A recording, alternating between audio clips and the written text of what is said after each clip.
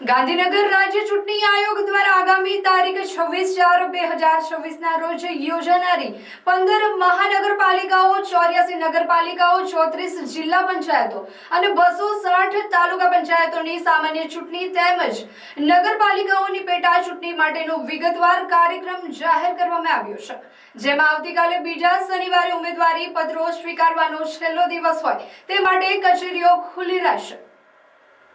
આ કાર્યક્રમ મુજબ ઉમેદવારી પત્રો સ્વીકારવાની છેલ્લી તારીખ 11/4/2026 છે। સામાન્ય રીતે આ દિવસ બીજો શનિવાર હોવાથી સરકારી કચેરીઓમાં રજા હોય છે, પરંતુ ચૂંટણીની પ્રક્રિયાને ધ્યાને રાખીને રાજ્ય ચૂંટણી આયોગે મહત્વનો નિર્ણય લીધો છે।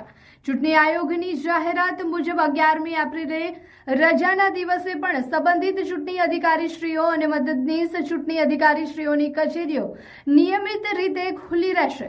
આ દિવસે ઉમેદવારી પત્રો સ્વીકારવાની કામગીરી ચાલુ રાખવામાં આવશે। સ્થાનિક સ્વરાજ્યની ચૂંટણી લડવા ઈચ્છતા તમામ ઉમેદવારોએ આ ફેરફારની નોંધ લેવા વિનંતી કરવામાં આવી છે, તેમ ગાંધીનગર રાજ્ય ચૂંટણી આયોગના સચિવ દ્વારા આપેલ એક અખબારી યાદીમાં જણાવવામાં આવ્યું હતું।